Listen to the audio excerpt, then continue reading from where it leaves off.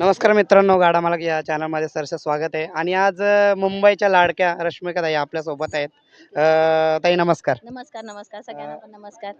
कसं वाटतं आज उसाटण्या मैदानामध्ये आज आपण दाखल झाल्या होत्या? खूप खूप भारी वाटले आणि आज माझी दोन्ही बैल जिंकलेत आणि दुसरा टाईम आहे उसाटण्याला. दोन्ही टायमाला जिंकलेत आणि आपले नंदी जेव्हा स्वतःचे पळताना बघतो, जो आनंद प्रत्येकाला भेटतो म्हणजे माझ्यावरून तर सांगते, आता पुरुष मंडळांना पण वाटते, पण एक लेडीज म्हणून जो आनंद आपली लेकरं जेव्हा पळतात ना आणि ती जिंकतात, तो म्हणजे त्याला मोलच नाहीये, मोलच नाही.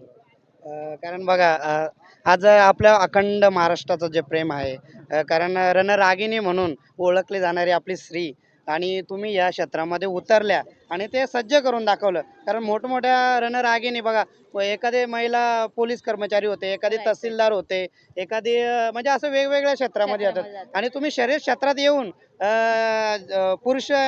पुरुषांना तोड देऊन आणि रणरागिणी एक नाव हे केलं. आपल्या महिला कुठेच कमी नाही आहेत आणि त्याचंच एक उदाहरण द्यायचा प्रयत्न करते. नाही असं नाही, नाहीच खरंच नाही आहेत.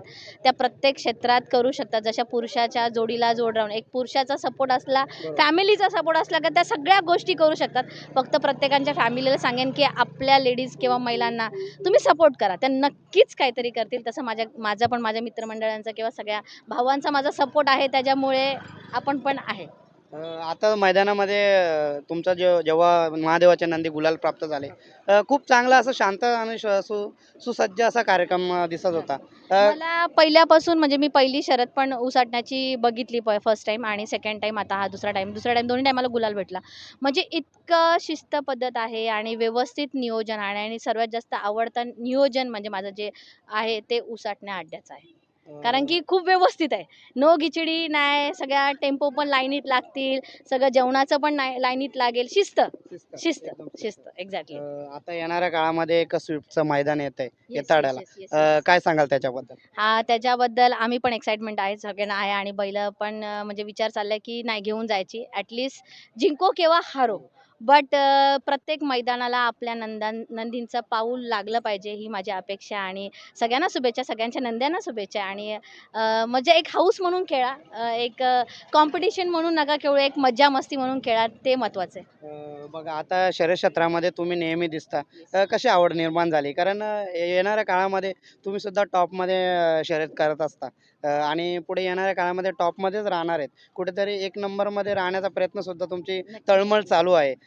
कसं वाटतं? आवड निर्माण म्हणजे सगळ्यांना माहिती आहे की माझा सोन्या, बाकी कोण नाही आणि त्याचं कारण म्हणजे आज त्या देवामुळेच माझी 2 नंदी गुलालामध्ये, त्याच्या आशीर्वादानेच माझी 2 नंदी गुलालामध्ये येतात.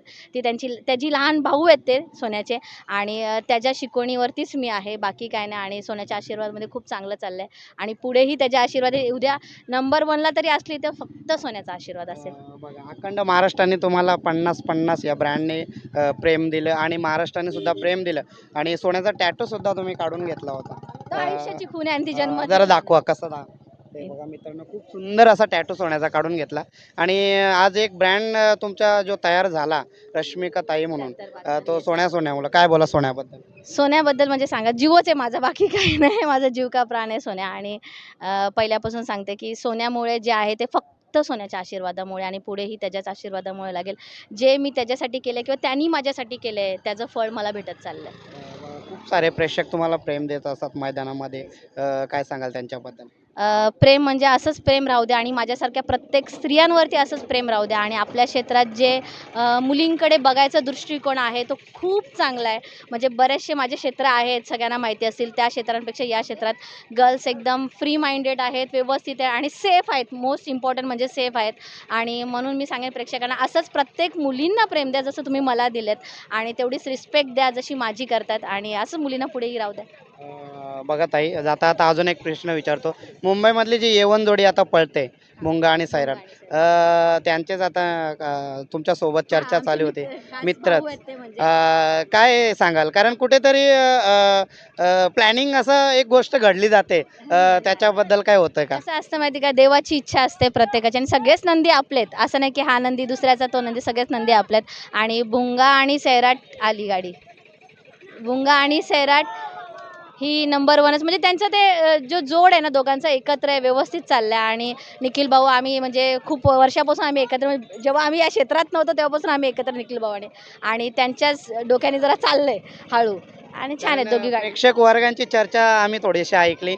कुठेतरी नियोजन तर होत नाही किंवा कुठेतरी असं काहीतरी. प्रत्येक मी तर सांगते मालकापेक्षा जी मुलं असतात ना आजूबाजूची त्यांची खरी मेहनत आहे. मालक बाजूलाच राहिले. मी एक मालक आहे तरी मी सांगेन मी लांबच राहिली. मला फक्त शरद जिंकल्यानंतर गुलाल घ्यायचं काम एक बोलायचं बोललं. पण खरं नियोजन जी करतात ना जी आपली पोरं असतात बरेच लोक त्यांना शेण भरे असंही म्हणतात. मी तर सांगेन तेच आपल्यासाठी देव आहेत. जोपर्यंत ते लोक नाही करणार तोपर्यंत तुमचा बैल गुलालात येणार नाही. आपल्यासोबत दादा सुद्धा आहेत. दादा, काय सांगाल? आज ताईने खूप छान असं सांगितलं. तुम्ही तर आज मुंबईमध्ये एक अहंकार मात्र केलाय. कारण येवन जोडी म्हणून भुंगा आणि सैराट आज विजय प्राप्त झाली, गुलाल प्राप्त झाली. काय सांगाल? काय नाही, मेहनतीचं फल देतो बैल. मालकाची मेहनत आहे, कष्ट केल्याशिवाय काय नाही फल नाही भेटत. मालकाने मेहनत करतो त्याच्यासाठी गुलाल देतो बैल. आज सैराटने आणि भुंगाने मागील मैदानामध्ये जे गाडीने नाव फिरवला मागे घेतला होता, पण ती तुम्ही आतुरतेने वाट बघत होती आणि आज ते करून दाखवलं, ते पण एक छकड्यामध्ये. काय नाही, जो नाववाला आमचे प्रेम खात्री शर्यत प्रत्येकाची नाव होता, नाव फिरवलं झाली शर्यत, तेवढा काय नाही ते विषय. मुंबईचा डॉन म्हणून एक भुंगाची ओळख झाली आणि त्याच्याच गळ्यामध्ये पळून सैराटने सुद्धा ओव्हरटॅक किंग म्हणून एक ओळख निर्माण केली. आता ते नाव ओव्हरटॅकिंग पब्लिकने दिलं, पब्लिकच बोलते सर्व ओव्हरटॅकिंग आहे, दाखवतात परत सर्वांना तो काय आहे ते. आज तुम्ही सुद्धा एक नियोजन खूप चांगलं असं नियोजन बैलासोबत असता, सैराट सोबत असता. काय सांगाल? काय नाही, असतो बैला मित्र आहेत आपले खास मित्राचं जे बैल मित्र पुढे होते म्हणून आपण त्याच्यासोबत आहे, त्याची चांगली गोष्ट आहे. ताईंनी आताच सांगितलं, कारण जे मित्रच सोबत असतात तेच नियोजन करत असतात. काय सांगाल?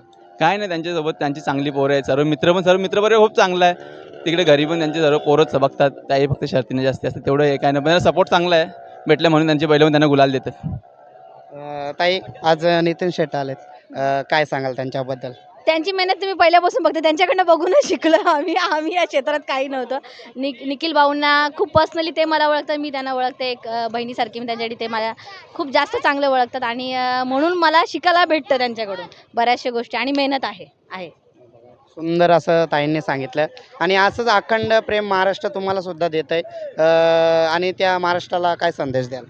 महाराष्ट्र खूप प्रेम देतं आणि असंच प्रेम देत राहा कायमचं. डाऊनफॉल कधीही येतो आणि आम्हाला डाऊनफॉल आला तरी आम्हाला चालेल, वरती गेलो तरी आम्हाला चालेल, पण तुमचं प्रेम तसंच राहू द्या आणि आशीर्वाद तसंच राहू द्या. खूप चांगलं ताईंनी सांगितलं आणि आजच्या नियोजनासाठी आणि आजच्या गुलालासाठी सुद्धा तुम्हाला शुभेच्छा देतोय. धन्यवाद. Thank you so much.